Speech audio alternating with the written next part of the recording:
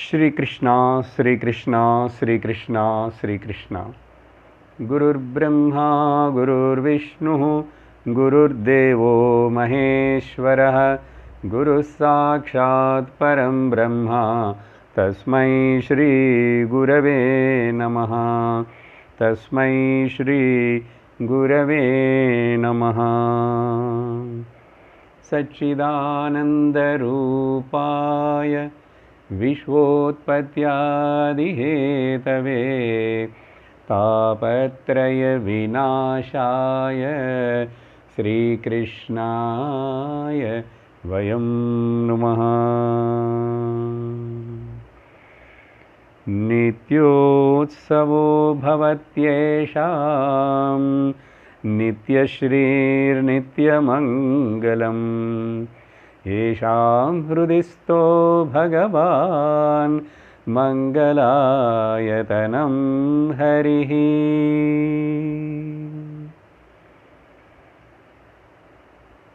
श्रीकृष्ण शरणं मम। श्रीकृष्ण शरणं मम। श्रीकृष्ण शरणं मम। श्रीकृष्ण शरणं मम। श्रीकृष्ण शरणं मम। श्रीकृष्ण शरणं मम। श्रीकृष्ण शरणं मम। श्रीकृष्ण शरणं मम। श्रीकृष्ण शरणं मम। श्रीकृष्ण शरणं मम। श्रीकृष्ण शरणं मम। शरणं मम। शरणं मम। सर्वत्र गोविन्दनाम संकीर्तनं गोविन्द गोविन्द। जानकीकान्तस्मरणं जय जय राम राम। हर हर नमः पार्वतीपतये हर हर महादेव। हरि ओम तत्सत्। శ్రీమద్భాగవత మహాపురాణం 11వ స్కందములో నవయోగీశ్వరుల చేత చెప్పబడేటువంటి చక్కటి ఉపదేశములను నిమి మహారాజు వింటున్నాడు, మనము కూడా వింటున్నాము. గడిచిన సత్సంగంలో 6వ ప్రశ్న నిమి చక్రవర్తి రాజా 6వ ప్రశ్నను వేశాడు. రాజోవాచ కర్మయోగం వదతనః పురుషో येन సంస్కృతః విధూయే హ్యాసు కర్మాణి నైష్కర్మ్యం విందతే పరం.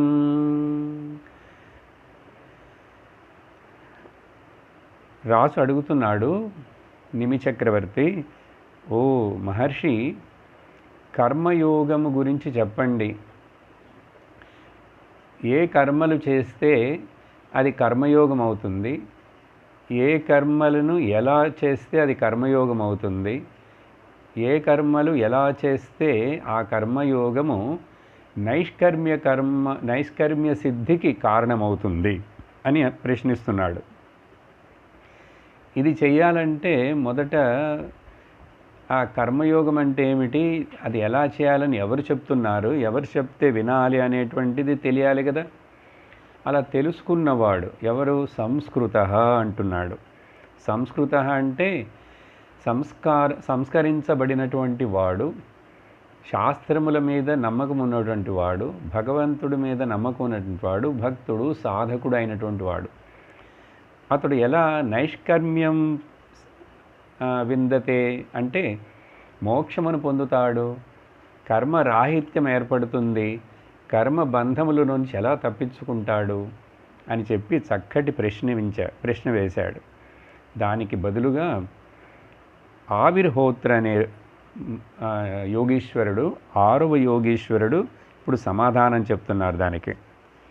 ఆవిర్హోత్రమువాచ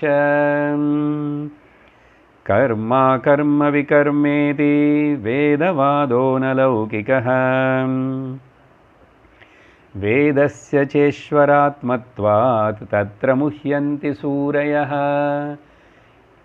ఈ సంభాషణకి నేను గడిచిన సత్సంగంలో చివరగా కొంచెం ఇంట్రడక్షన్ మొదలుపెట్టాను.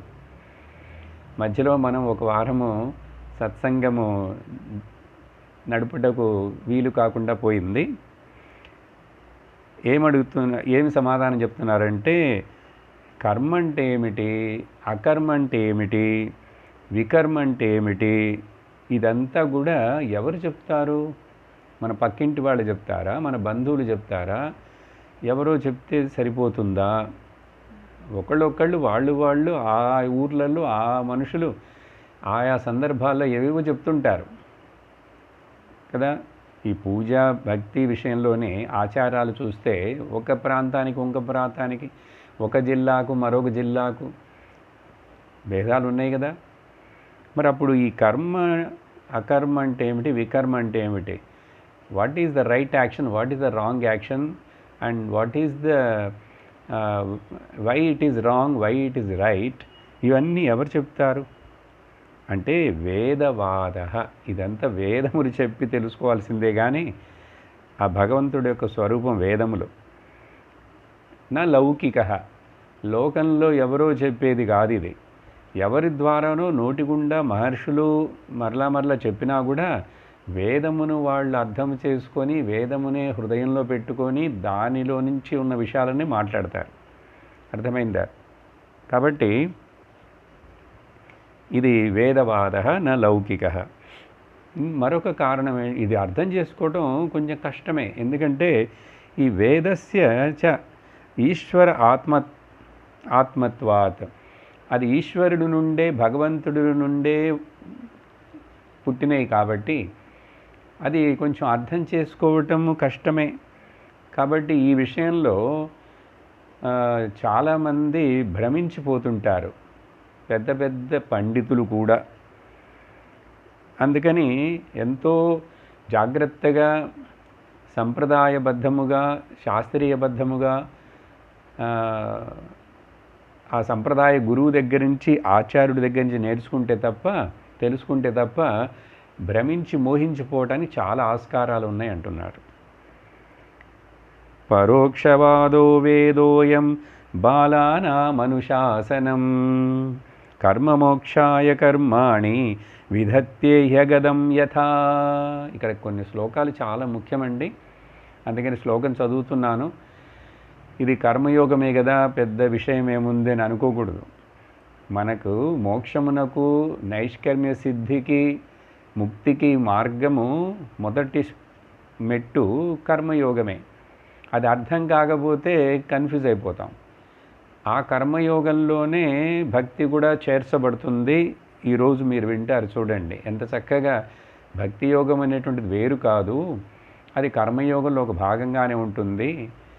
ఆ రెండు కలిసి నైష్కర్మ్య సిద్ధి మోక్షమును జ్ఞానమునకు కారణమవుతాయి, ఆత్మజ్ఞానమునకు.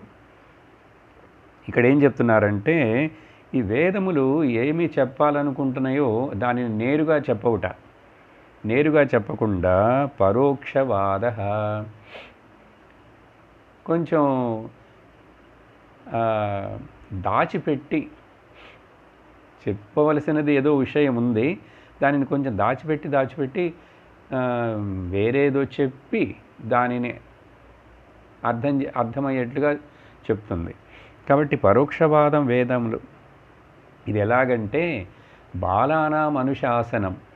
పిల్లలకి ఏదైనా భయపెట్టాలి, వాళ్ళకి మంచి మార్గంలో పెట్టాలంటే మనం కొన్ని క్రమశిక్షణ కోసం కొన్ని చెప్తుంటాం కదా. చిన్న పిల్లవాడైతే ఏం చెప్తాం, అటెళ్లకు ఒక దొంగవాడున్నాడు, అటెళ్లకు బూచి వస్తుంది, అటెళ్లకు పోలీసు వస్తాడు, ఇట్లా ఏవేవో చెప్తాం కదా, చెప్పి భయపెడతాం. ఎందుకంటే తెలియదు కాబట్టి పిల్లవాడికి క్రమశిక్షణ నేర్పించడం కోసం ఎట్లాగైతే పిల్లలకి అలా చెప్తామో, ఎలా మరొక ఉదాహరణ చెప్తున్నారంటే, ఎట్లాగైతే తల్లి పిల్లవాడికి ఏదో వాడికి మందు ఇవ్వాలి, వాడికి పొట్ట సరిగ్గా లేదు, జీర్ణం సరిగ్గా లేదు, కాబట్టి ఆ మందు కొంచెం చేదుగా ఉంటుంది, అది మింగడు మందు అని చెప్తే, ఏ మందైనా అంతే. కాబట్టి దానిని ఏం చేస్తుంది, ఏదో ఒక స్వీట్ తోటి కలిపి, షుగర్ కోటెడ్ పిల్సే కదా వస్తాయి పిల్లలకి ముఖ్యంగా, అలా ఒక తినే పదార్థంలో, వాడికి నచ్చిన తినే పదార్థంలో పెట్టి ఆ మందునిస్తుంది. అలాగట ఈ వేదములు కూడా మనకు ఏది మంచిదని, శ్రేయస్సు అని చెప్పి వేదమాతకు తెలుసు. వేదము తల్లి, శాస్త్రమాతకు తెలుసు. అప్పుడు శాస్త్రమాత ఏం చేస్తుంది, ఇట్లా పిల్లలకి ఎట్లాగైతే ఈ మందు లోపల పెట్టి బయట మిఠాయి ఇస్తున్నట్లుగా ఇస్తారో అట్లాగే. ఏమిటి విషయం ఇక్కడ, కర్మ మోక్షాయ కర్మాణి విధత్తే. చాలా ముఖ్యమైన పాయింట్ అండి. కర్మలను విధించి వేద పూర్వభాగం చాలా కర్మకాండ విషయాలు, అవి ఇది చేస్తే దీనికి ఈ ఫలం వస్తుంది, ఇది చేస్తే ఆ ఫలం వస్తుంది, ఇట్లా చేయి అట్లా చేయి అని చెప్పి ఎంతో విస్తరించి చెప్తున్నది కదా ముందు భాగంలో వేదం. ఎందుకని చెప్తున్నదంటే ఆ కర్మలో నుంచి నీకు మోక్షము పొందుటకు కొన్ని కర్మలను విధిస్తున్నది. అదేంటి సార్, ఎందుకంటే ఆ కర్మలను అట్లా విధించకపోతే మనం ఏమైపోతాం, తప్పు మార్గంలో నిషిద్ధ కర్మలు చేయటం మొదలు పెడతాం. చెయ్యకూడని కర్మలు, ఏది చెయ్యకూడదో ప్రొహిబిటెడ్ యాక్షన్స్ని చేస్తాం, అధర్మముగా జీవించటం మొదలు పెడతాం. కాబట్టి మన చేత ఆ అధర్మ కర్మలు చేయకూడదని చెప్పి, అవిహితమైన కర్మలు చేయకూడదనే ఉద్దేశంతో కొన్ని కర్మలను విధిస్తున్నది. కర్మలను విధిస్తున్నది కాబట్టి ఆ కర్మలే ముఖ్యమని అనుకోవటం తప్పు. అది విషయం. అందుకని దీనికి భాగవతానికి వ్యాఖ్యానం రాసినటువంటి పెద్ద మహాత్ముడు శ్రీధర స్వాములు గారు ఈ నైష్కర్మ అనే పదానికి ఆయన ఏమంటున్నారంటే, కర్మ నివృత్తి సాధ్యం జ్ఞానం. జ్ఞానము మూలముగా ఈ కర్మ నివృత్తి పొందుటకు, నైష్కర్మ్య సిద్ధిని పొందుటకు సాధ్యమవుతుంది. అంటే మోక్షము, ఏ కర్మబంధము లేని స్థితి. ఇదేమిటంటే రిలీజియస్ మెటీరియలిజం, మెటీరియలిస్టిక్ రిలీజియస్ యాక్టివిటీస్లో నుంచి స్పిరిచువల్ ఓరియంటెడ్ లైఫ్ స్టైల్లో భక్తిని చేయాలి. మనం జనరల్గా ఏం చేస్తామంటే వ్యవహారంతో భక్తిని కలుపుతాం. కాబట్టి మనకు వ్యవహారం ముఖ్యంగా ఉంటుంది, భక్తి దానికి ఒక సాధనంగా ఉంటుంది. కానీ ఇక్కడ ఏంటంటే ఆధ్యాత్మికము, మోక్షము మనకు సాధించాల్సినటువంటిది, దానికి ఆధ్యాత్మికము భక్తి సాధనములుగా ఉండాలి అని చెప్పి తర్వాత సో వేదముల యొక్క తాత్పర్యం ఏమిటంటే నైష్కర్మ్యమే కానీ కర్మలు చేస్తూనే వీడిని కర్మబంధంలోనే, అంటే కర్మ ఏది చేసినా, మంచి చేసినా చెడు చేసినా బంధమే, అది తెలుసుకోవాలి. అలా చెప్పి తర్వాత నాచరేద్యస్తు వేదోక్తం స్వయమగ్నో జితేంద్రియ వికర్మణా హ్యధర్మేణ మృత్యోర్మృత్యుముపైతి సహ. సో వేదములు, శాస్త్రముల మీద నమ్మకం లేకుండా, శాస్త్రములు చెప్పేది వినకుండా ఉల్లంఘించి ఎవరైతే ఒకడు ఆచరించకుండా ఉంటాడో వాడు స్వయముగా వాడికి తెలియదు. స్వయం అగ్నః, వాడికి మనస్సో ఇంద్రియములో కంట్రోల్ లేవు, శాస్త్రము చెప్పింది వినడు. ఇంకా మరి వాడు ఎలా, వాడి జీవితం ఎట్లా ఉంటుంది, అధోగతి అవుతుంది. ఎందుకంటే ఇంద్రియలోలుడే, ఇంద్రియ భోగములే ముఖ్యమైపోతాయి, అర్ధకామములే ముఖ్యమవుతాయి జీవితంలో. ధర్మము మోక్షము మర్చిపోతాడు అని అర్థం. అర్థమైందా? ఆ ధర్మము మోక్షము ముఖ్యమనేది మర్చిపోతారు చాలామంది. ఇప్పుడు మనం మర్చిపోయి అట్లా జీవితం గడిపి ఏదో తప్పించుకొని, ఆ భగవంతుడి కృప, ఏదో పుణ్యం ఉన్నందువలన ఈ విషయాలను విని తప్పించుకోవడానికి మనం తప్పించుకున్నాం, విన్నాము, తప్పించుకున్నాం. కాబట్టి ఇది అందరికీ దొరకటం లేదు, ఇట్లా అందరికీ అటువంటి భావన రావట్లేదు. దానివలన ఏమవుతుందిట, ఈ వికర్మణ అధర్మము వలన వికర్మలు చేయకూడని కర్మలను చేస్తూ అర్ధకామములే ముఖ్యంగా జీవితంలో అనుకుంటూ దానికోసం ధర్మంని కాంప్రమైజ్ అవుతాడు. పర్వాలేదు, బతకటం నేర్చుకో అని చెప్తారు మళ్ళీ పైగా. నువ్వు ఇట్లా ఉన్నావంటే నువ్వు బతకలేవు అని చెప్పి కొంచెం లౌకికం తెలియాలి అని సమర్థించుకుంటాం. లంచం తీసుకునేవాడు కానీ, తప్పు చేసేవాడు కానీ, చిన్న చిన్న తప్పులు అయ్యవచ్చు, కానీ అవి అధర్మం అని తెలియాలిగా. అప్పుడు ఏమవుతుందిట, ఆ కర్మలన్నీ వాడికి బంధం అవుతాయి, యోగం అవ్వవు. యోగం అంటే విడుదల, విముక్తి. బంధమైనప్పుడు ఏమవుతుంది, మృత్యోర్మృత్యుముపైతి సహా. అతడు ఇంకా ఈ జనన మరణ చక్రంలో చుట్టుకొని తిరుగుతూనే ఉంటాడు. ఊంబుటు టూంబు టూంబుటు ఊంబు. పునరపి జననం పునరపి మరణం పునరపి జననీ జఠరే శయనం ఇహ సంసారే బౌదుస్తారే. భజగోవిందంలో శంకరాచార్యులు వారు ఇదే విషయాన్ని కఠోపనిషత్తు అద్వైతము దృష్టితో చెప్తున్నది. అక్కడ కూడా ఇంతే.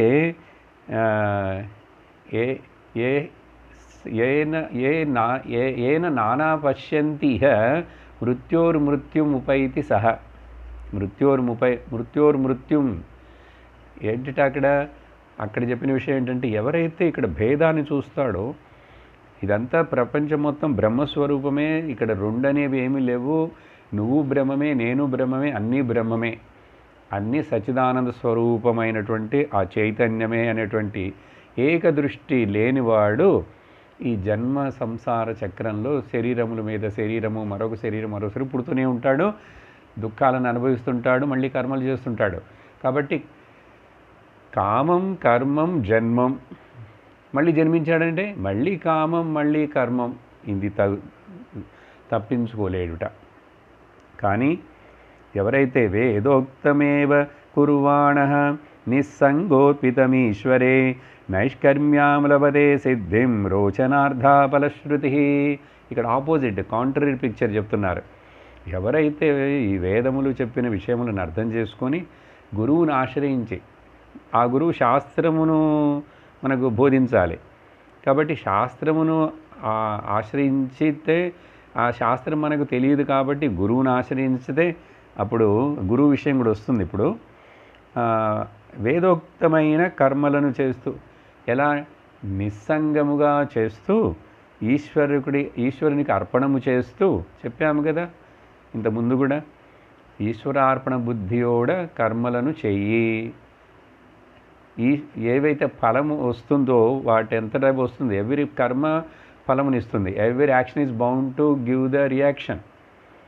అప్పుడు వాటిని ఎలా స్వీకరించాలి, ప్రసాద బుద్ధితోటి స్వీకరించు. ఇది కర్మయోగ యొక్క సిద్ధాంతం అండి, ద బేసిక్ రూల్. నిస్సంగముగా ఉంటుంటే ఫలమును ఆశించకుండా ఈశ్వరునికి సమర్పించుతూ ఎవరైతే చేస్తారో అతడు తప్పకుండా నైష్కర్మ్యాం లభతే సిద్ధిం, పొందవలసినటువంటి మోక్ష ఫలమును, పారమార్థిక సిద్ధిని పొందుతాడు, ఆత్మజ్ఞానమును పొందుతాడు. ఆత్మజ్ఞానము పొందుట తప్ప మనకు మరొక రక్షణ కానీ, మరొక శాంతి కానీ, మరొక విషయం శాంతి, రక్షణ, ఆనందం, ఇవి మూడు నన్ను నేను బ్రహ్మముగా తెలుసుకుంటే తప్ప ఇంక వేరే మార్గం లేదు.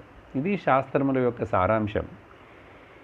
అందుకని ఇది గుర్తించి, ఇది తెలుసుకొని, మరి ఫలశ్రుతి చెప్తున్నదే, వేదము పూర్వభాగం చాలా ఫలం. నువ్వు స్వర్గానికి వెళ్తావు, నువ్వు పితృలోకానికి వెళ్తావు, లేకపోతే నీకు బాగా ఆర్థిక అభివృద్ధి వస్తుంది.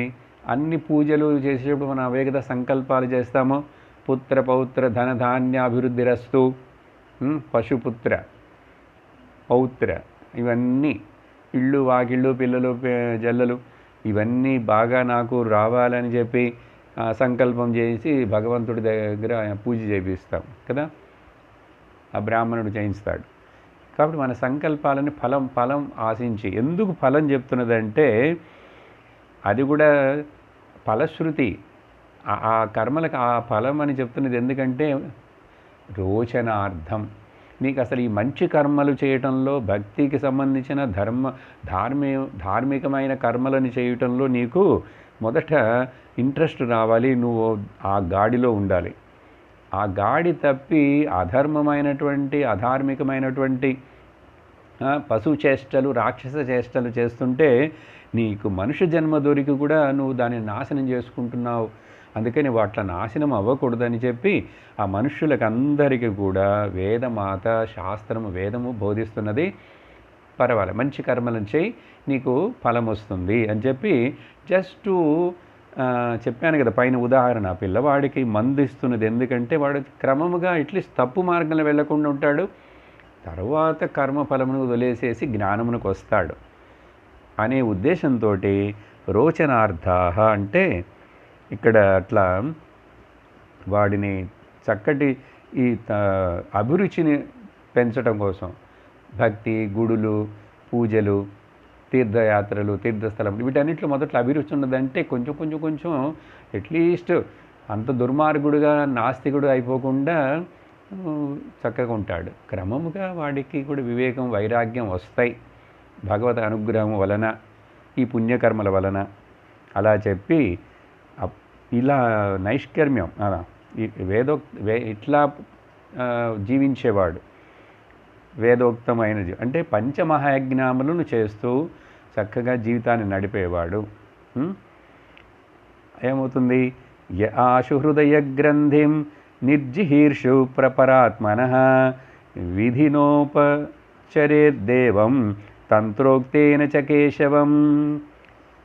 ఇలా భక్తిని చేస్తూ భగవద్ ఆరాధన ముఖ్యంగా జీవితంలో ఉంచుకొని ఎవరైతే చేస్తాడో వాడి యొక్క హృదయంలో ఉన్నటువంటి మలినమంతా కూడా, మనసులో ఉన్న మలిన గ్రంథులు అవన్నీ కూడా తొలగించబడి తొందరలోనే పరమాత్మ తత్వమును వాడు పొందేందుకు కావలసిన తత్వ జ్ఞానము, వివేకము, వైరాగ్యం అన్నీ వచ్చేస్తాయి వాడికి. దానికోసం మొదట చక్కగా పూజ, ఆరాధన, భక్తి ఇవన్నీ ఉండాలి. తంత్రోక్తేన చ కేశవం, విధిపూర్వకంగా చెప్పినట్లుగా ఆ మార్గాల్లో ఆ గురువులు చెప్పినట్లుగా నీకు ఇష్టదైవం ఏదో దానిని నువ్వు తంత్రోక్తముతోటి, అదే విధియుక్తముతోటి ఆ కేశవుడిని ప్రార్థించు, పూజించు అంటున్నాడు. ఇంకా కేశవుడు అంటే ఏ దేవుడైనా కావచ్చు, ఏ రూపమైనా కావచ్చు. దానికోసం తప్పకుండా నీకు మార్గదర్శనం చేసేందుకు గురువు ఉండాలి అని చెప్తున్నారు తర్వాత శ్లోకంలో. ఇది ముఖ్యం. లబ్ధానుగ్రహ ఆచార్యేత్ తేన సందర్శితాగమః మహాపురుషమభ్యర్చేత్ మూర్త్యాభిమతయాత్మనః. చక్కగా ఒక ఆచార్యుడిని ఆశ్రయించి ఆధ్యాత్మిక మార్గంలో తప్పకుండా గురువు యొక్క మార్గదర్శనం ఉండాలండి. అన్నిటికీ గురువుల దగ్గరికి వెళ్తాం. డాన్స్ నేర్చుకోవడానికి గురువు దగ్గరికి వెళ్తాం, కంప్యూటర్ నేర్చుకోవడానికి గురువు దగ్గరికి వెళ్తాము, యోగా నేర్చుకోవడానికి గురువు దగ్గరికి వెళ్తాము, ఫిజిక్స్, కెమిస్ట్రీ అన్నిటికీ టీచర్ దగ్గరికి వెళ్తాం. అనేక సంవత్సరాలు చదువుతాం. కానీ ఈ ఆధ్యాత్మిక మార్గం జ్ఞానం పొందుటకు మాత్రం మనుషులు అనుకుంటుంటారు, ఎవరు చెప్పక్కర్లేదు, నాకు తెలుసు, నేనే చేసుకుంటాను, ఏముంది భక్తే కదా అనుకుంటుంటారు. అలా కాదు. ఆచార్యుడి యొక్క మనకు గైడెన్స్ తప్పకుండా ఉండాలి. ఇక్కడ చూడు చక్కగా చెప్పారు, లబ్ధానుగ్రహ ఆచార్యాత్. ఆచార్యుడి చేత చెప్పబడినటువంటి విధముగా నిన్ను మధ్య మధ్యలో నిన్ను చక్కగా మనకు మార్గదర్శుడిగా ఉంటూ అట్లా నడిపించేటువంటి వాడు. ఈ ఆచార్యుడు అని చెప్పేటప్పుడు దానికి చక్కటి ఒక శ్లోకం ఉందండి. ఏమిటంటే, అర్థం ఏమిటి ఆచార్యుడంటే? గురువు అంటాము. ఈ ఆచార్య అనే పదానికి చక్కగా అర్థం చెప్తే అదే గురువు, మనకు మార్గదర్శనం చేసేవాడు. ఇంకొకటి చెప్పాలంటే, అన్నిటికీ లోకంలో కన్సల్టెంట్ అని పెట్టుకుంటారు. Building construction consultant, accounts consultancy, అన్నిటికీ. తర్వాత ట్యాక్స్ కన్సల్టెంట్, తర్వాత హార్ట్ కన్సల్టెంట్, కిడ్నీ కన్సల్టెంట్, అన్నిటికీ ఇంటీరియర్ డెకరేషన్ కన్సల్టెంట్, అన్నిటికీ వాటి కోసం వెతుకుతాం. కానీ స్పిరిచువల్ కన్సల్టెంట్ వద్దా మీకు? అర్థమవుతున్నదా? Spiritual teacher, consultant. ఎందుకంటే ఇంగ్లీష్లో చెప్తే ఈరోజు భాషలో అర్థమవుతుందని. ఆచార్య అంటే అదేదో అనుకుంటారు. ఆచార్య అంటే కన్సల్టెంట్. ఏదో నీకు మానసిక ప్రాబ్లంలు అట్లా అన్నీ వచ్చినప్పుడు సమస్యలు సైకాట్రిస్ట్ని పోయి కన్సల్ట్ అవుతాడు. అసలు జీవితంలో నువ్వు ఆధ్యాత్మికమైన మార్గం నడుపుతుంటే ఉనకు సైకాట్రీ ప్రాబ్లం ఎందుకు వస్తుంది? అందుకని నిత్యం నీకు గైడెన్స్ చేసేటువంటి ఆచార్యుడే నిజమైన సైకాట్రిక్ డాక్టర్ నీకు. సైకాట్రిక్ ఏంటి? నీ జీవితం మొత్తం ఇంకా జన్మలు లేకుండా చేసేందుకు ఈ మనసు యొక్క ప్రాబ్లమ్స్, ఈ అజ్ఞానం యొక్క ప్రాబ్లమ్స్ అన్నిటినీ ఆచార్యుడు ఏ కన్సల్టేషన్ తీసుకోకుండా ఫ్రీగా చెప్తారండి. ఈ విద్యని లోకంలో గురువులు ఇప్పుడు కూడా అట్లాగే చెప్తున్నారు.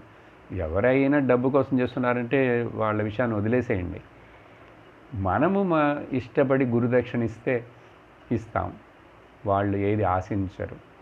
వాళ్ళు భగవంతుడి మీద ఆధారపడి వాళ్ళ జీవితం జరుగుటకేమో భగవంతుడు చూసుకుంటాడు, ఇస్తాడు. అందుకని గురుదక్షిణగా మనము ఇస్తామే కానీ గురువు యొక్క గొప్పతనం, ముఖ్యత్వం మనకు తెలియాలి, శిష్యుడికి తెలియాలి. కాబట్టి ఇక్కడ ఆచార్యుడు అంటే అర్థం చెప్తున్నాను శ్లోకంలో. ఆచినోతి హి శాస్త్రాణి. మొదట ఒక్కొక్క పదమే చెప్పేస్తా అర్థం. శాస్త్రమును చక్కగా సేకరించి వాటన్నిటినీ క్షుణ్ణముగా చదువుటకు, జీవితమంతా శాస్త్రమును అధ్యయనము చేయుటకు, అధ్యాపనము చేయించుటకు తాను నేర్చుకుంటాడు, ఇతరులకు నేర్పిస్తాడు. ఇలా శాస్త్రమును ఎవరు చదవకుండా వాటిని సంగ్రహించకుండా, ఎందుకంటే శాస్త్రం అనంతముగా ఉందిట.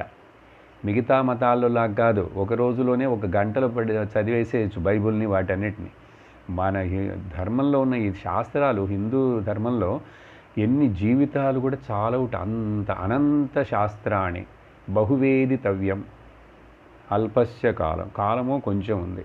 కాబట్టి అది దానికోసం ఎవరో చదివి వాళ్ళు పుస్తకాలు రాసి వాటికి కామెంటరీలు రాసి ఎంత కష్టపడి ఎలా చేస్తే అవి నిలుస్తున్నాయి ఇప్పటికి కూడా. కాబట్టి ఆచినోతి అంటే ఈ గ్యాదర్స్, ఎక్స్ట్రాక్ట్స్, ఆ సారమును, శాస్త్రముల యొక్క ఇదిని మొత్తని చదువుతూనే ఉంటాడు, నేర్చుకుంటాడు. ఎక్కడ? తన గురువు దగ్గర. ఆ గురువు తర్వాత ఏం చేస్తాడు? ఆచార్యే స్థాపయత్యపి. అవన్నిటిని ఆచరించేట్లుగా సమాజంలో, సమూహంలో అవి నేర్పించడం కోసం, చెప్పటం కోసం టీచ్ చేస్తూ ఉంటాడు. సరే, ఎందుకు నేర్చుకున్నాడు? సమాజంలో వేరే వాళ్ళకి టీచ్ చేయడం కోసం మాత్రమేనా? కాదు. స్వయమాచరేతి యస్మాత్. తాను ఆచరిస్తూ ఇతరుల చేత ఆచరించేట్లుగా చేస్తూ దానికి కావలసినటువంటి శాస్త్ర జ్ఞానమును చదువుతూనే సేకరిస్తూనే ఉంటాడుట.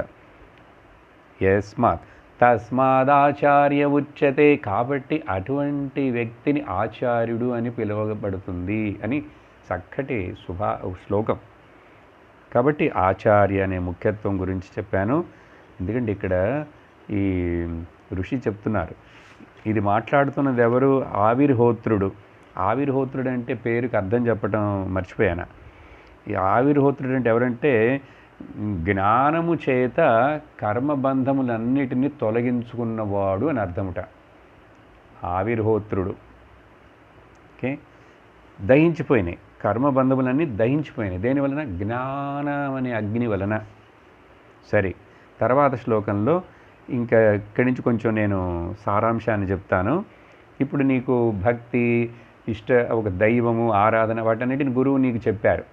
ఎలా పూజించాలి, ఎలా పెట్టుకోవాలి, ఎలా చేయాలని. ఇంకా తర్వాత నువ్వు వాటిని అనుసరిస్తూ ఉపాసనను చేయి. చూడండి, ఇప్పుడు వెంటనే ఇక్కడ కర్మయోగమును గురించి చెప్తూ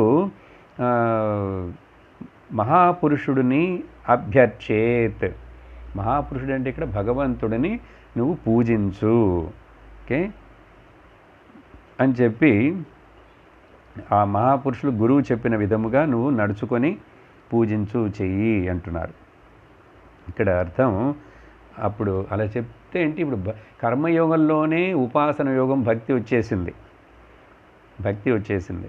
ఇంకా నువ్వు పొద్దున సాయంత్రం చక్కగా పొద్దునే లేవటం, శుభ్రంగా ఉండటం అవన్నీ చెప్పారు ఇక్కడ. ఓకే, మంచిగా స్నానం చేసి చక్కగా శుద్ధితోటి ఆ భగవంతుడిని పొద్దున్నే మొదట ఆరాధించడం నేర్చుకో. అక్కడ అప్పుడు ప్రాణాయామం చెయ్యి, ఆసనము, ఇవన్నీ కూడా 6వ అధ్యాయం భగవద్గీతలో భగవంతుడు చక్కగా స్టెప్ బై స్టెప్ చెప్పాడు. అవి ఏంటంటే అవన్నిటిని ఇక్కడ సారాంశంగా చెప్తున్నారు. ఏమిటంటే మొదట దేశస్థితి, ఎటువంటి స్థలములో ఎట్లా భగవంతుడిని పెట్టుకోవాలి, ఆ రూమ్ ఎట్లా ఉండాలి, ఆ ప్లేస్ ఎట్లా ఉండాలి, దేశస్థితి. ఈ రోజుల్లో మోడర్న్ అయిపోయిందండి. ఎంత పెద్ద ఇల్లు కట్టినా కూడా దేవుడికి 2x2 ఒక చిన్న రూమ్ ఉంటే చాలు, మందిరం 2x2 మందిరం ఉంటే చాలు. అదే ఇంకా మరలా ఎక్కడ దేవుడు ఫోటోలు పెట్టకూడదు, మహాత్ముల యొక్క ఫోటోలు పెట్టకూడదు. అట్లా ఎవరైనా పెట్టారంటే వీడు యాంటీ సెక్యులర్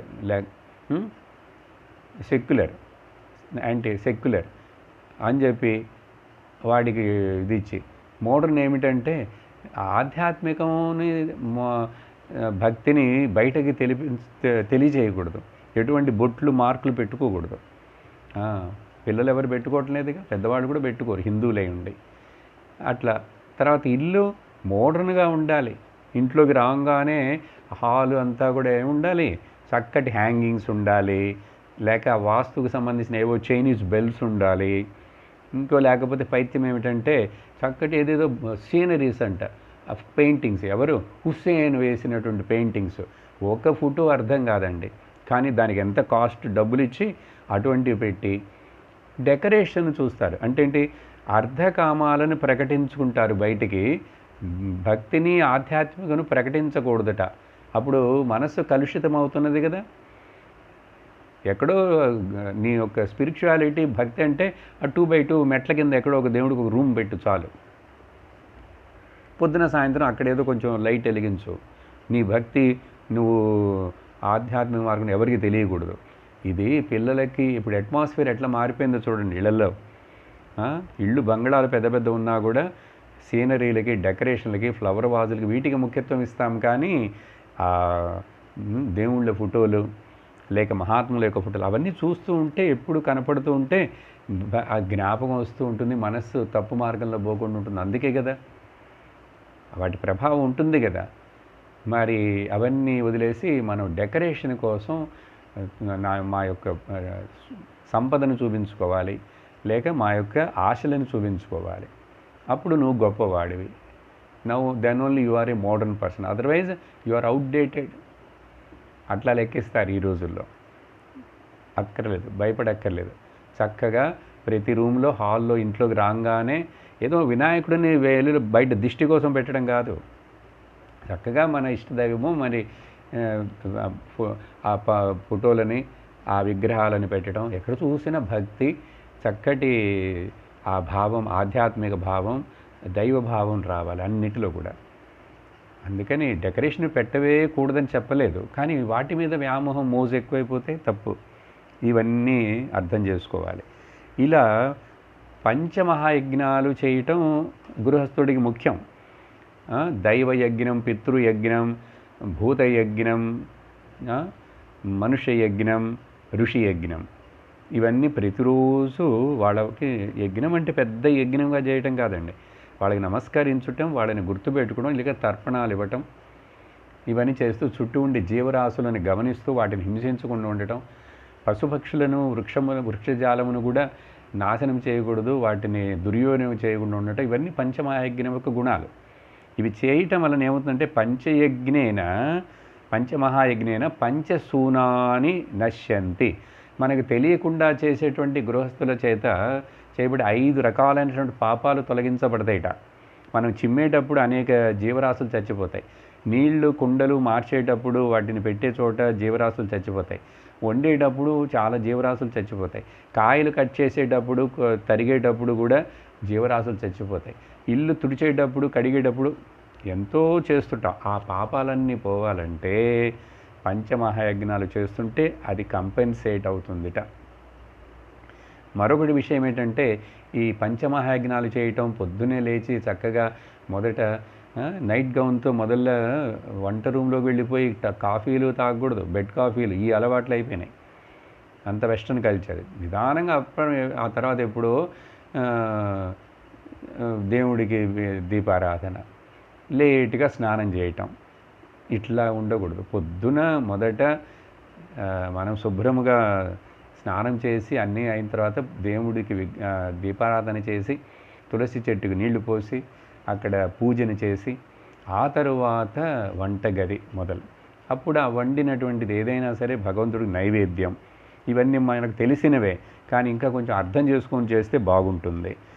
తర్వాత అక్కడ వాళ్ళకి కొంచెం అనుకూలంగా ఉండేట్లు షోడశోపచార పూజ, కొంచెం ఎలాబరేటెడ్గా అంటే ఒక అరగంట చేస్తే కూడా 16 స్టెప్పులతోటి షోడశోపచార పూజ సహజంగా మినిమంగా మన కుటుంబాల్లో, మన సంప్రదాయంలో అందరికీ తెలుసు, చెప్పున్నారు. కానీ తర్వాత ఇప్పుడు టీవీలు, వ్యామోహాలు, సెల్ ఫోన్లు, వాట్సాప్లు, ఈ బిజీలో ఉండిపోయి మనుషులు లౌకికులైపోయి ఎవరు అంతగా చేయట్లేదు. దేవుడు ఉన్నాడు, దేవుడు ఫోటో అక్కడ అలమర ఉంది. ఇప్పుడంతా అలమరలో అట్లా ఎక్కిచ్చేస్తారు పైన.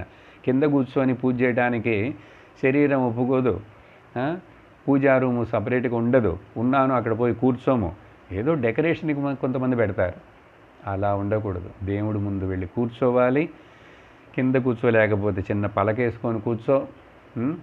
ఏదైనా సరే అక్కడ కొంచెం సమయమును మనం స్పెండ్ చేసి పూజను చేయాలి. షోడశోపచార పూజ అట్లా మినిమంగా చేస్తేనే 20 నిమిషాలు, అరగంటలో చేసేయచ్చు, చక్కగా ఉంటుంది.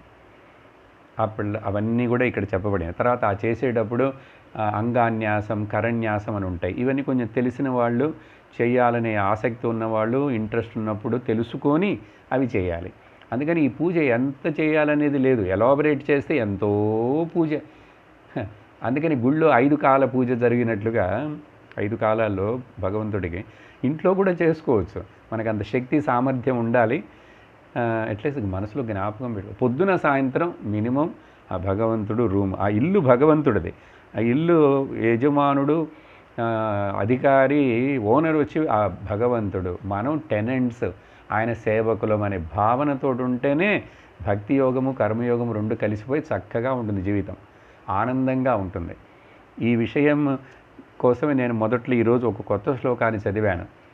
నిత్యోత్సవో భవత్యేషాం. ఎవరికి ఇటువంటి వాడికి నిత్యము ఉత్సవముట, ప్రతిరోజు నిత్యోత్సవం. పక్షోత్సవం కాదు, నిత్యోత్సవం. ప్రతిరోజు life, every second is a celebration. నిత్యశ్రీర్ నిత్యమంగళం. Every moment is a prosperous moment.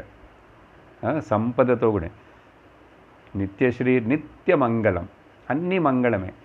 మరి కష్టాలు ఉన్నప్పుడు కూడా మంగళం ఎట్లా అంటారండి? ఒంట్లో బాగలేదు, కాలు నొప్పి, మోకాలు నొప్పి, నడు నొప్పి, అది కూడా ఉత్సవమే. భగవంతుడి యొక్క ఈ శరీరం భగవంతుడిదే, దీనికి ఏవో వస్తుంటాయి, వాటిని అట్లాగే సహించి వాటిని మనం కావలసిన మందు వేసుకుంటాం, కానీ దాన్ని గురించి ఆదుర్దా పడకూడదు.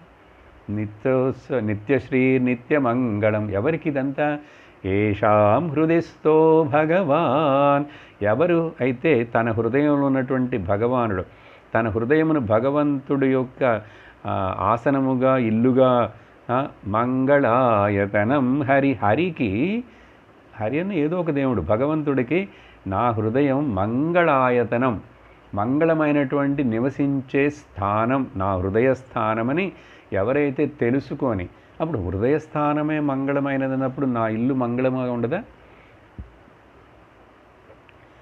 అందుకనే ఇక్కడ ఏం చెప్తున్నారంటే, ఆ భావంతో ఎవరైతే ఇట్లా జీవితం దినమును ప్రారంభిస్తాడో, అలా చేసి పూజ అంతా చేసిన తర్వాత ఇక్కడ ఒక చక్కటి ఒక శ్లోకం ఏమిటంటే, ఆత్మానం తన్మయం ధ్యాయన్ మూర్తిం సంపూజయ ధరేత్ శేషామాధాయ శిరసి స్వధామ్నుద్యాప సంస్కృతం.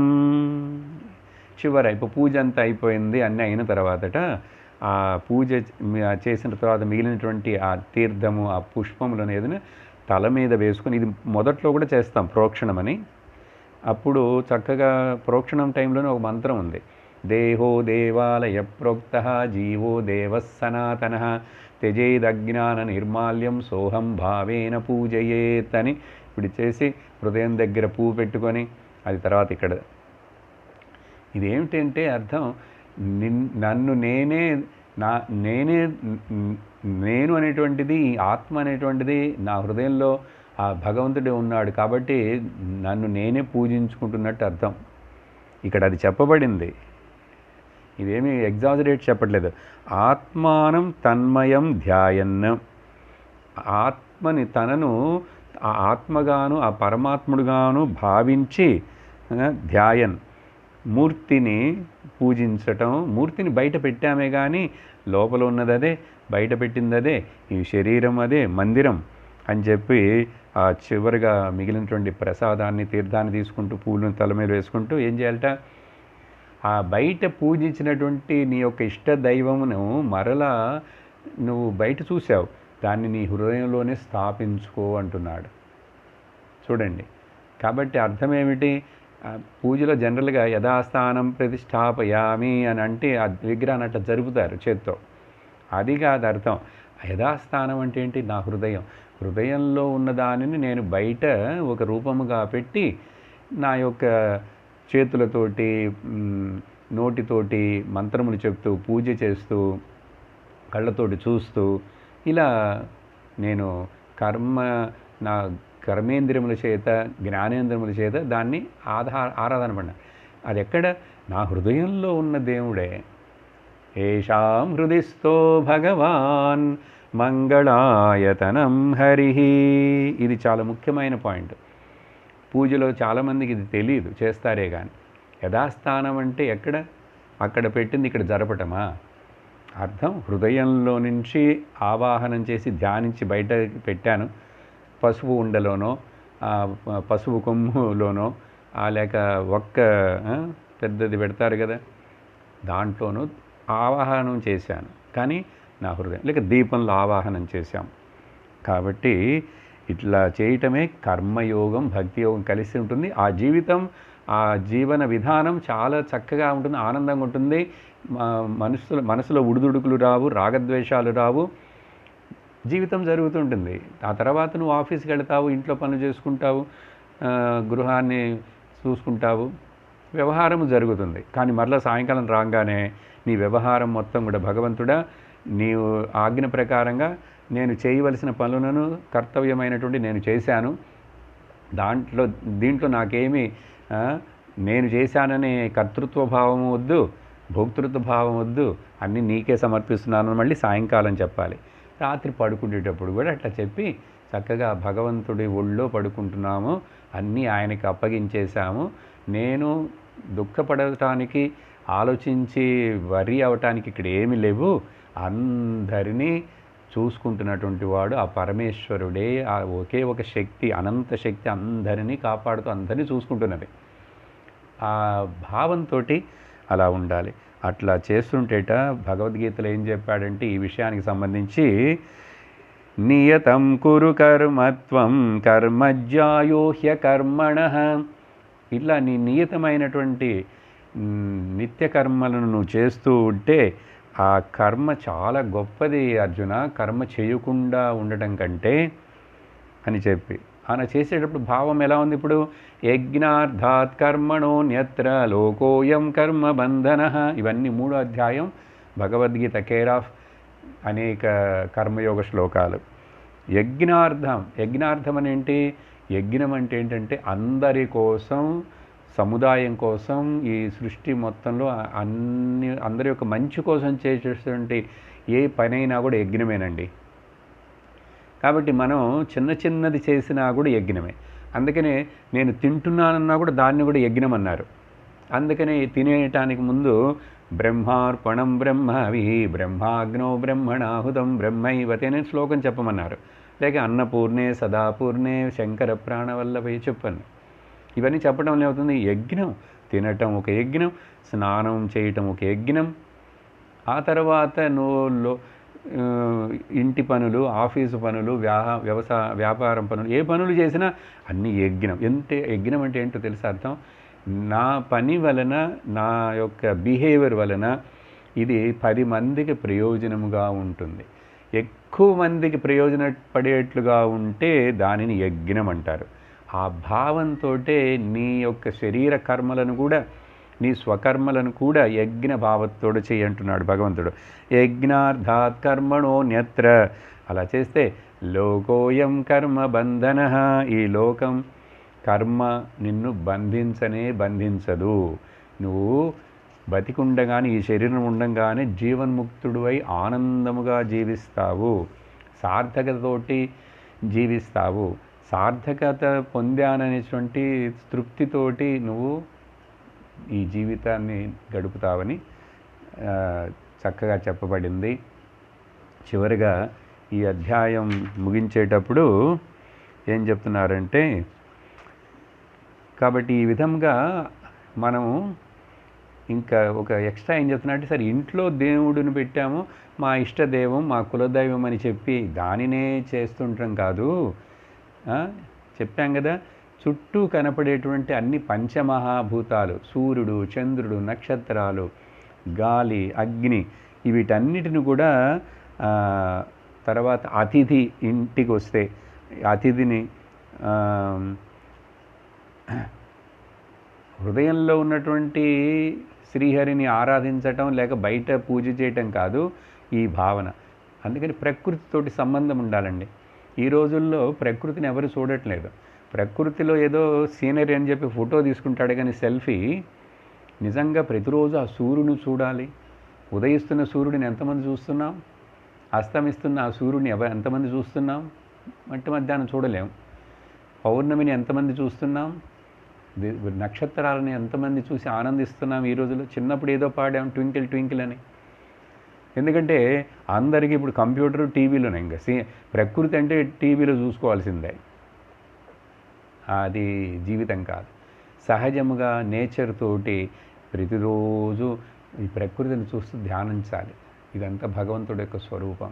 ఆ పక్షులు పొద్దున్నే చేసే శబ్దాలని వింటూ ఎంత ఆనందంగా, ఎంత చక్కగా ఉంటుంది. అదంతా ఈశ్వరుడు యొక్క స్వరూపం, ఈశ్వరుడు యొక్క విభూతి అని జ్ఞాపకం పెట్టుకోవాలిట. కాబట్టి ఎవరైతే ఇట్లా చేస్తారో హృదయంలో ఉన్న శ్రీహరియే ఈ బయట ఉన్నటువంటి అన్ని కొండలు, కోనలు, నదులు, చెట్లు, చేమలు, మనుషులు అందరుగాను. దుర్మార్గుల్లో కూడా భగవంతుడు ఉన్నాడు. ఆ దుర్మార్గత్వం అనేది ఆ శరీరం, మనసు ఒక ఉపాధే కానీ ఆత్మది కాదు. ఆత్మ అంతటా సమముగా ఉంది. కాబట్టి ఈ భావంతో చక్కగా కర్మయోగమును, ఉపాసయోగమును కలిపి చేస్తూ ఎవరైతే ఉంటాడో నిశ్చయముగా తొందరగా ముక్తిని పొందుతాడు. జ్ఞానమును పొందుటకు అర్హత వచ్చి జ్ఞానము ద్వారా ముక్తిని పొందుతాడు. అది కాబట్టి ఈ విధంగా చెప్పి ఆయన ఆవిర్హోత్రుడు సమాధానం చెప్పి ముగించారు. ముగించిన తర్వాత అధ్యాయంలో రాజోవాచ, నిమిచక్రవర్తి రాజు మరలా ఒక ప్రశ్న వేస్తున్నాడు. యాని యానీహ కర్మాణి యైర్యై స్వచ్ఛంద జన్మభిః చక్రే కరోతి కర్తావా హరిస్తాని భ్రువంతునః. తర్వాత ప్రశ్న ఏమిస్తున్నాడంటే, ఆ శ్రీహరి భగవంతుడు తన యొక్క సంకల్పము చేత, తన ఇచ్ఛాశక్తితోటి భక్తుల కోసం అప్పుడప్పుడు అక్కడక్కడ ధర్మమును రక్షించుటకు, అధర్మమును శిక్షించుటకు లోకంలో అనేక సార్లు జన్మలెత్తి అవతారాలు, జన్మని చెప్పకూడదు, భగవంతుడు అవతరించి దిగి వచ్చాడే. ఆ అవతారాలు తీసుకొని చాలా చాలా గొప్ప గొప్ప కర్మలను ఆయన చేశాడు, ఇంకా చేస్తూనే ఉన్నాడు, భవిష్యత్తులో కూడా చేస్తాడు. కాబట్టి ఆ భగవంతుడి యొక్క ఆ లీలలు, జరిగిపోయినటువంటి అవతార లీలలు, ఎన్నెన్ని అవతారాలు ఎత్తాడు, ఇప్పుడు ఇంకా ఇప్పుడు రాబోయే అవతారాలు ఏంటి, వీటిని గురించి నాకు చెప్పండి అని చెప్పి అడుగుతున్నాడు. అప్పుడు ధృమిల ఉవాచ, ధృమిలుడు అనే ఏడో ఆ, యోగీశ్వరుడు. ఇప్పుడు ఏడో ప్రశ్న, ఏడవ యోగీశ్వరుడు సమాధానం. ధృమిలుడు అంటే అర్థం వనమునందే నివసించేవాడు అని అర్థం. వనం అంటే ఉపనిషత్తులో ఒక చోట ఛాందోగ్యం అనుకుంటాను, ఆ, బ్రహ్మనికి బ్రహ్మనికి ఒక పేరు వనం. అది ఎందుకు ఏంటనేది ఇప్పుడు ఆ సందర్భం వివరించక్కర్లేదు. అది ఆ ఉపనిషత్తులు. వనం అంటే వరణీయమని అర్థం. ఓకే, ఆ వనములో సంచరించేవాడని, అంటే చక్కగా ఏకాంత జీవితాన్ని గడుపుతుండేవాడని కూడా అర్థం. వనమునందు ఉండువాడు అని అర్థం. సరే, ధృమిల ఉవాచ. ఇక్కడి నుంచి కూడా సారాంశాలే చెప్తాను, అన్ని శ్లోకాలు చదవక్కర్లేదు. అట్లా అడగంగానే ఆయన మొదట ఏం చెప్తున్నారంటే, నువ్వు అడిగావు కదా ఎన్ని అవతారాలు ఎత్తాడు, ఎన్ని పనులు చేశాడు, ఆయన లీలలు ఏమిటంటే ఇవి చెప్పి ఇన్నే జరిగిన ఇన్ని అవతారాలని ఇట్లా చెప్పడానికి, ఇతమిత్తముగా చెప్పుటకు, ఎవరికి కూడా లెక్కించి చెప్పుటకు సాధ్యపడని విషయం.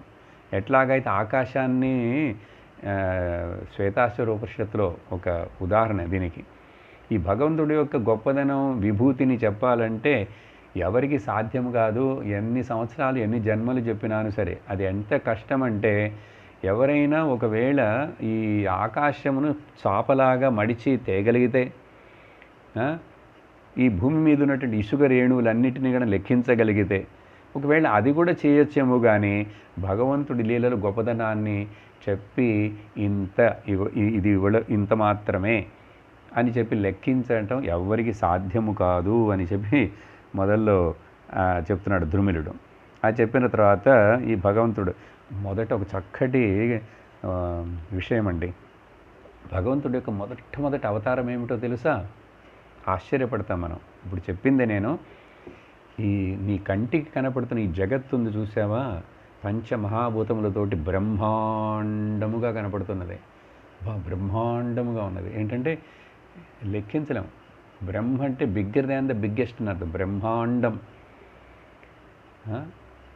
సైన్స్కి ఏమైనా అందుతున్నదా? టెలిస్కోపు, మైక్రోస్కోపు, ఏ స్కోపు ఇచ్చినా కూడా స్కోపే లేదు. ఏదో కొంచెం తెలుస్తుంది అంతే. వీడు తెలుసుకుంటే లోపల అది మారిపోతున్నది. వీడికి అర్థం కావటం లేదు, తలగొక్కుంటున్నాడు. అందుకని ఈ మాయా ప్రకృతి భగవంతుడి విభూతిని నువ్వు ఆరాధించే కానీ దాంట్లో ఇదేంటి ఆరాధించే కానీ ఆరార్చి చేయకూడదు. ఆరార్చి అంటే తమిళంలో దాన్ని పరిశోధించకు. సైన్స్ ఏం చేస్తుంది? పరిశోధిస్తుంది. Don't interrogate. Okay, you worship. పూజించు తప్ప వాటిని విచారించి సైంటిఫిక్గా లాజికల్గా చేయొద్దు. నీకు అర్థం కాదు. పూజించటం వల్ల ఏమవుతుందంటే చక్కగా నువ్వు వ్యష్టి అహంకారంగా ఉండే జీవాన్ని కాకుండా ఈశ్వర భావన వస్తుంది. విశ్వరూప భావన వస్తుంది. ఈ విశ్వం మొత్తం భగవంతుడే. భగవంతుడి కోసం ఏ ఊరు పోవాలి, ఏ పుణ్యక్షేత్రం పోవాలి, ఏ రూపం పెట్టుకోవాలి, ఏ గుడికి వెళ్ళాలి, అంతటా నేను భగవంతుడిని చూస్తున్నాను.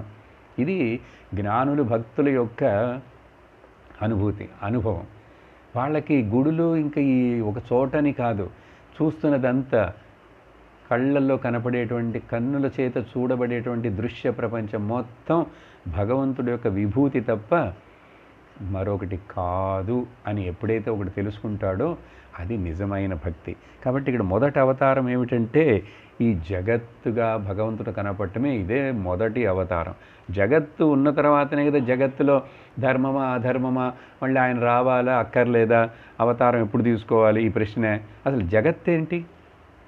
కనపడేటువంటి జగత్తు మాయా అని చెప్పినా కూడా వేదాంతంలో ఇంకొక అదే వేదాంతం మాయా చేత కనపడేటువంటి జగత్తు మిథ్య అని చెప్పినా కూడా ఉపాసన కర్మయోగ లెవెల్లో ఉన్నటువంటి సాధకుడికి అది భగవత్ స్వరూపంగా భావించాలి మొదట్లో.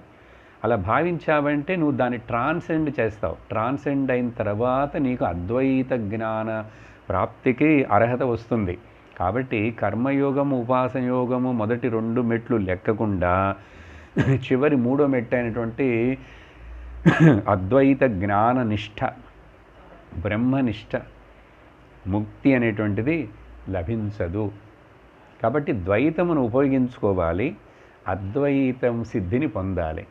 ద్వైతమును ఉపయోగించకుండా అద్వైత సిద్ధిని పొందుట అనేటువంటిది ఇంపాసిబుల్. ఓకే, అదేలాగా ద్వైతంలోనే ఉంటూ అద్వైతమును ప్రయత్నించకపోతే ఈ ద్వైతము అపూర్ణము. అర్థమైందా?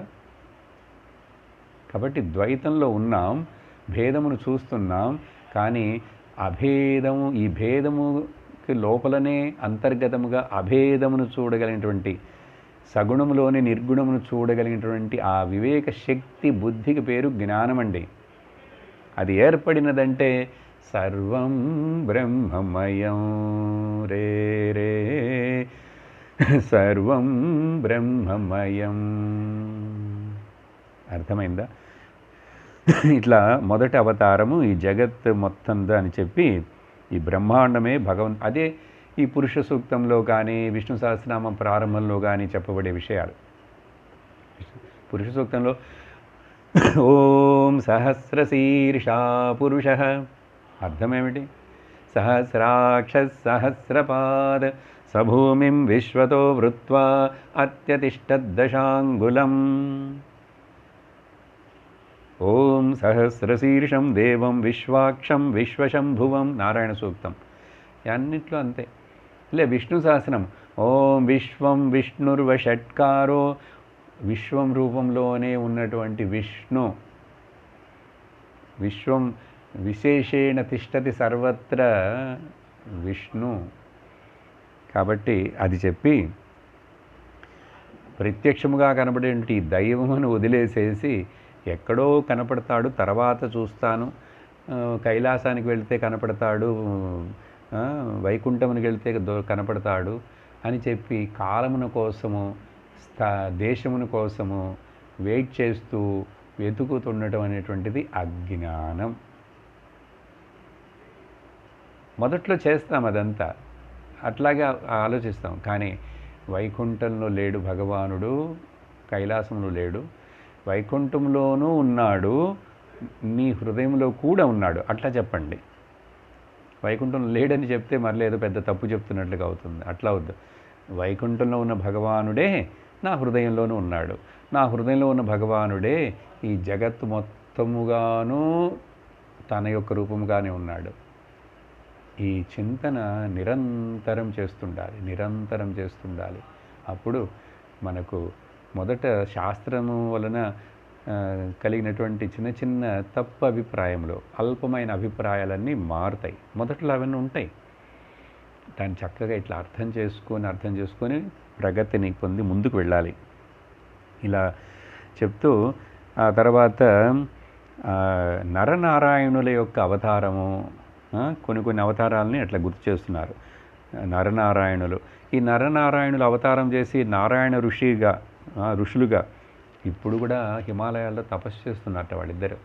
ఎందుకంటే లోక కళ్యాణార్థం వాళ్ళని తపస్సు చేస్తుంటే ఇంద్రుడికి, అప్పుడు ఒక ఇంద్రుడు, ఒక్కొక్క సృష్టిలో ఒక్కొక్క ఇంద్రుడు వస్తుంటాడండి.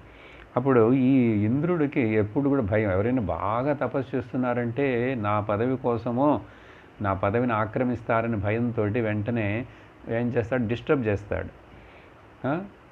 అప్పుడు అప్సరసలు ఎవరెవరినో మన్మధుడిని వీళ్ళందరినీ పంపించాడు ఆయన తపస్సును డిస్టర్బ్ చేయండి అని. అప్పుడు వెళ్ళారు, కానీ ఆయనని ఏమి డిస్టర్బ్ చేయలేకపోయినారు. ఆయన కళ్ళు తెరిచి నవ్వాడు. ఆ తర్వాత వీళ్ళందరూ సిగ్గుపడ్డారుట. అప్పుడు తన తొడని అట్లా కొడితే ఎంతోమంది అందమైన స్త్రీలు వచ్చారుట. వాళ్ళల్లో నుంచి మీకు వీళ్ళల్లో భయపడకండి, నేనే మీకు శాపం ఇవ్వను అని చెప్పి, భగవంతుడే కదా నారాయణుడు. అప్పుడు ఈ అందమైన స్త్రీలలో ఒకళ్ళని మీరు సెలెక్ట్ చేసుకొని మీ స్వర్గలోకానికి తీసుకెళ్ళండి, ఆవిడ చాలా గొప్ప పేరు ప్రసిద్ధులతో ఉంటుందని చెప్తే, ఊర్వశి, ఊరు అంటే తొడ, ఆయన ఇట్లా మీద అట్లా శబ్దం చేస్తే అంతమంది అందమైన స్త్రీలు వచ్చారు. వాళ్ళల్లోంచి ఒక స్త్రీని తీసుకెళ్తే ఆ ఊరులో నుంచి ఉద్భవించింది కాబట్టి ఊర్వశి. ఆవిడ ఇంద్రలోకంలో చాలా గొప్ప అప్సరసలు, అంటే వీళ్ళందరూ అప్సరసలే. కాబట్టి అప్సరసల్లో ఒకడైనటువంటి ఆ ఊర్వశి. ఇలా కథ చెప్పబడుతున్నది ఇక్కడ. అప్పుడు నరనారాయణ ఋషుల తపస్సు, ఇంద్రుడు, ఆ తర్వాత భగవంతుడు అనేక అవతారాలు చేశారు కదా, మనకు తెలిసిన దశావతారాలను కూడా చెప్తూ దశావతారాలు మాత్రమే కాదు, ఎన్నో కళావతారాలు, జ్ఞాన కళావతారములు, అంశ కళా అవతారములు ఉన్నాయి. అన్నీ కూడా లోక కళ్యాణం కోసమే. వాటిల్లో హంసగాను భగవంతుడు అవతరించాడు, దత్తాత్రేయుడుగా, సనక సనందనాదులు సనత్కుమారులు కూడా భగవంతుడి యొక్క రూపమే, హయగ్రీవుడు కూడా భగవంతుడి రూపమే. అలా చెప్పి ఇంకా మనకు తెలిసినటువంటి మత్స్య కూర్మ వరాహ ఇవన్నీ అవతారాలు గురించి చెప్పి, నరసింహ అవతారం, ఇట్లా పరశురాముడు, రాముడు, తర్వాత చివరికి కృష్ణావతారం, బలరాముడు అవతారం చెప్పి, బుద్ధుడు అవతారం, కల్కి అవతారం కూడా ఈ కలియుగం చివరిలో భోగ బుద్ధితోటి ఈ భూమిని భోగభూమిగా స్వీకరించి పాలించేటువంటి రాజులందరినీ, చక్రవర్తులను చంపేటందుకు, శిక్షించుటకు మరల కల్కి అవతారం వస్తుందిట. కాబట్టి ఇలా చెప్పి భక్తిహీనులకు ఏర్పడే గతి, తర్వాత ఆ అధ్యాయం అయిపోయిందండి. అవతారాలన్నిటినీ ఆయన చాలా సంగ్రహంగా వర్ణించారు. ఇవి కొన్నే, అందుకని భాగవతం మొత్తం చదివేటప్పుడు మనం చాలా, ఈ వృషభదేవుడు కూడా భగవంతుడు అవతారమే, వృషభదేవుడు. కాబట్టి ఇంకొక రకంగా చెప్పాలంటే మనందరం భగవంతుడికి అవతారములే. అందుకని అప్పుడప్పుడు తిట్టడానికి అవతారం చూడు అంటారు. అట్లా అన్ని అవతారాలు ఆయనవే. ఇక్కడ పుట్టేటువంటి అందమైన వాళ్ళు, అందవిహీనులు, వికలాంగులు, సకలాంగులు, ధనవంతులు, ధనహీనులు అందరూ భగవంతుడి యొక్క అవతారమే. అటువంటి భావనతోటి చూడటం మొదలు పెడితే అది జ్ఞానోదయానికి చిహ్నం. ఎందుకంటే అన్నీ ఇంకా మరి మొత్తం భగవంతుడు తప్ప, అప్పుడు భగవంతుడు అవతారం ఏది కాకుండా ఉంటుంది? దోమ కూడా భగవంతుడు అవతారమే, కరోనా కూడా భగవంతుడి యొక్క అవతారమే. భయపడకండి, మరి ఆయన అవతారం ఎత్తి రావాలిగా దేనికైనా, అన్ని ఆ భావన ఉండాలి అంతే. ఇలా అవతారాలన్నిటిని చెప్పేశారు. ఆ తర్వాత అధ్యాయంలో అథ పంచమోధ్యాయ, ఇట్లా భక్తి ఉన్న వాళ్ళ యొక్క గతి, వాళ్ళు ఎలా ఉన్నతిని పొందుతారు, భక్తి లేని వాళ్ళు ఎలా అధోగతి పొందుతారు అని చెప్పి, తర్వాత భగవంతుడి యొక్క పూజా విధానం అని మరలా ఈ రాజు ప్రశ్నిస్తున్నాడు. రాజోవాచ భగవంతం హరిం ప్రాయః న భజంత్యాత్మవిత్తమాః తేషానుశాంతా కామానాం కానిష్ట అవిజితాత్మనాం. ప్రశ్న అడుగుతున్నాడు ఏమిటంటే, ఈ కోరికలు, లోకంలో భోగములు, కోరికలు, ఆశలు, అర్ధకామములే ముఖ్యమని పెట్టుకొని జీవిస్తున్నవారు, భగవంతుడి మీద వాళ్ళకి భక్తి ఉండదు. ముఖ్యముగా అంటే ఎక్కువ మంది నాస్తికులుగా ఉంటారు. ఒకవేళ పైకి భక్తులుగా ఉన్నారు కూడా, అంతా కూడా చోచో భక్తే. కాబట్టి ఇంచుమించుగా వాళ్ళలో భక్తి అనేది ఉండదు. ఏదో డాంబికమైన భక్తి, పేరు కోసం, షో ఆఫ్ కోసం చేసే భక్తే ఉంటాయి. కానీ వాళ్ళ మనస్సులు ఎందుకంటే పరవశం అయిపోయి ఉన్నాయి. వాళ్ళ మనస్సులు పరవశం అంటే ఏంటి? ఇప్పుడు భగవంతుడి దగ్గరికి గుళ్ళకి వెళ్తున్నారు, చాలామంది గుళ్ళల్లో రష్ ఉంటుంది. వెళ్ళే వాళ్ళందరూ ఎందుకు వెళుతారు? భగవంతుడికి థ్యాంక్స్ చెప్పడానికి, భగవంతుడిని చూసి ఆనందించడానికి, ఆ యొక్క కృతజ్ఞత చెప్పడానికే వెళుతున్నారు కాదు. ఏదో ఒక ఆశ పెట్టుకొని దాన్ని నెరవేర్చడం కోసం గుడికి వెళ్తారు. లేకపోతే ఏదో జరిగినది, నాకు దొరికింది, మంచి ఏర్పడింది, ఉద్యోగం వచ్చింది, పెళ్ళయిందంటే అప్పుడు గుడికి వెళ్తారు.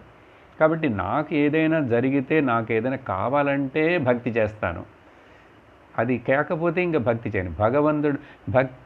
భగవంతుడు కోసం భక్తి కోసం భగవంతుడు. అన్కండిషనల్ లవ్ అంటారు దాన్ని. I love the lord not because of anything, I just love because of love. Unconditional భక్తి అంటే అదేంటి అర్థం? సింపుల్ డెఫినేషన్ అంటే ఏది ఎదురు చూడకుండా, ఆశించకుండా ప్రతిఫలం ఆశించకుండా భగవంతుణ్ణి ఆరాధించి ప్రేమించటం పేరు భక్తి. లోకంలో అట్లా చేస్తారా? లోకంలో లవ్ ప్రేమ అంటారు, అట్లా ఉండదుగా. అందుకని దాన్ని భక్తి అనరు. ఎవరైనా ఒక అబ్బాయి అమ్మాయిని ప్రేమిస్తున్నాడంటే చాలా భక్తి ఆ అమ్మాయి మీద వీడికి అంటాం అనం. ఎందుకంటే ఈ లోకంలో ప్రేమ అంటాం దాన్ని. ఆ ప్రేమ కూడా లౌకిక ప్రేమ. ఈ ప్రేమలో పడిపోతాడు.